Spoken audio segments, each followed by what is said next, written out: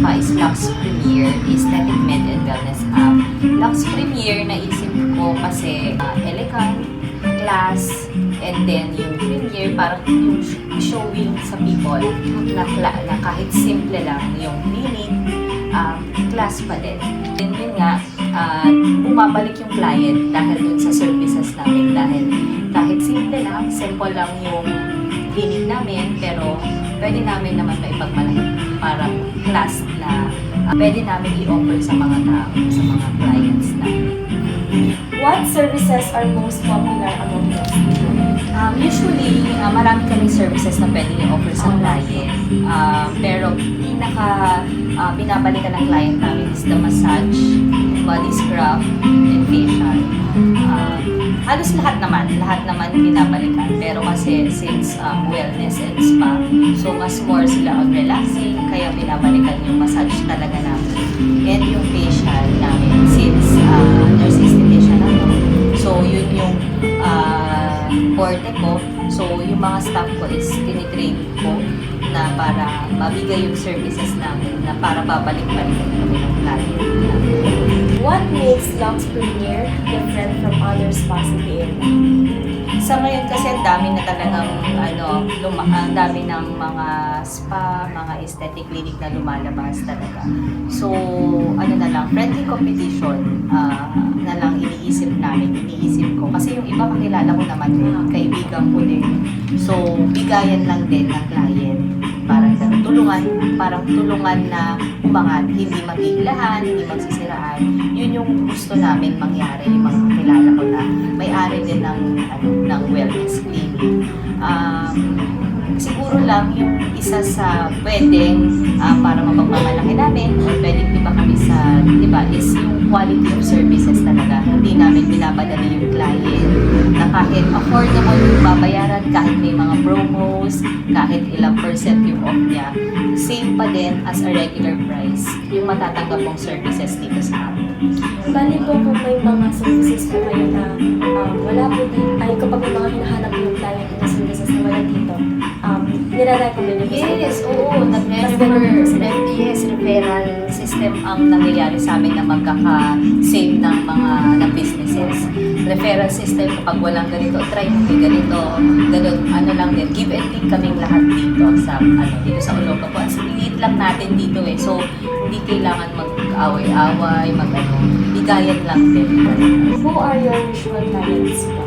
Mga clients namin, usually middle class, mga bagets kasi hindi pa masyado. Pero sa facial, may mangilan-ilan. Pero more on mga middle class kasi yung mga pagod sa work.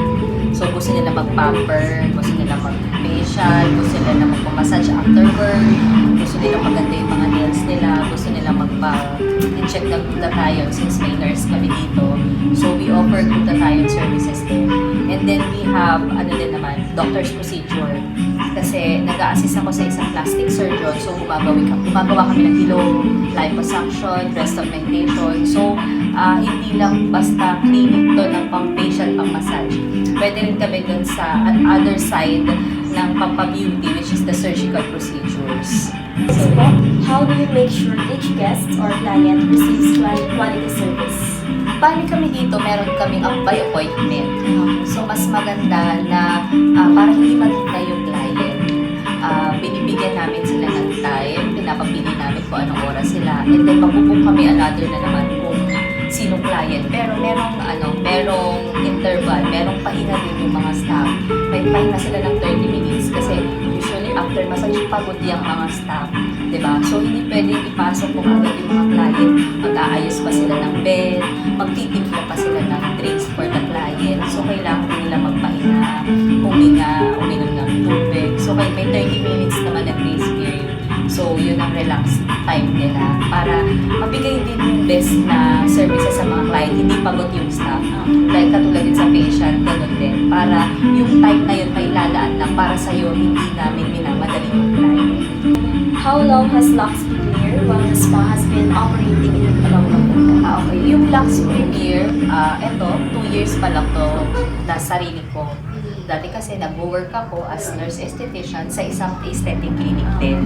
So, for 7 years, nag-work ako na gano'n. And then, after nun, nagtayo na rin ako ng sarili na clinic na yung mga natutunan ko, yung mga na-training ko from my current boss, yun, ay apply ko din dito. Ay thankful talaga ako na mas nagustuhan ko yung ganitong work, hindi hospital, kundi as magkaroon ng sariling aesthetic clinic na natutunan ko rin over time. Hindi lang siya overnight, hindi lang siya saglit na span of time, kundi talagang trainings, aral, saka mga experiences sa mga clients talaga. What challenges do you face in operating a wellness spa sa location mo na to? Sa totoo lang, dami nga nagtatanong, bakit dito ka nagtayo, mabayuan, looban, bakit hindi sa bayan? Pero totoo din kasi yung rent, sobrang mahal talaga pag nasa bayan ka, nasa prime location ka, di ba?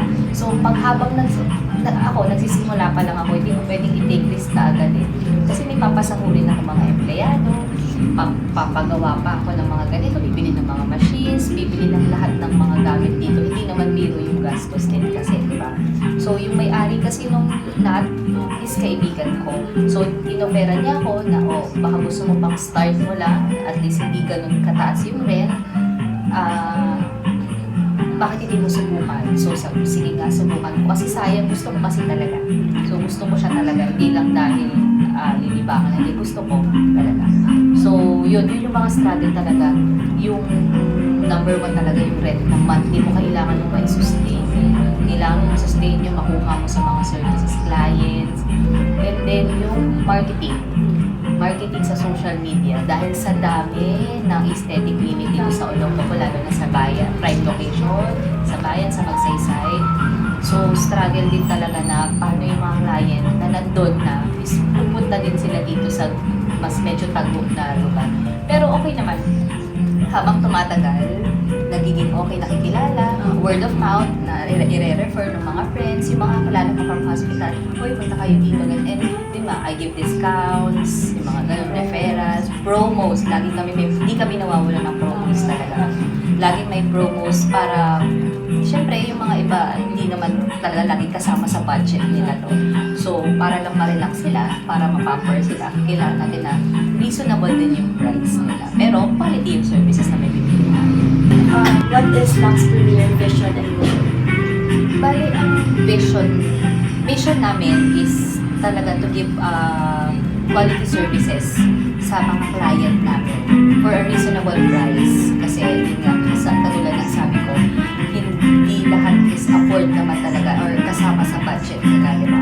So, kahit yun ang vision namin na magbigay kami talaga ng quality services sa bawat client na papasok dito sa amin. And then, yung vision namin is, mas gusto ko pa kasi mag-expand eh. Oo, yun ang gusto ko rin magkaroon ng mga branch, yung gano'n. Parang nilulook forward ko na hindi lang pupunta yung client dito as parang wala lang silang magawa. Yung parang, try nga natin dito. Kundi babalik pa rin sila. Babalik sila dito sa amin. Dahil mas marami pa akong mga services na gusto pang may offer na habang tumatagal, matututunan ko din kasi hindi pa huli ang lahat or hindi pa naman lahat is alam ko na. So, gusto ko pang magkaroon ng madami pang mga trainings, marami pang matututunan para mas madami pa akong maidagdag na mga services or mas may offer pa ako ng mga bagong services sa mga client. Yun lang po. Thank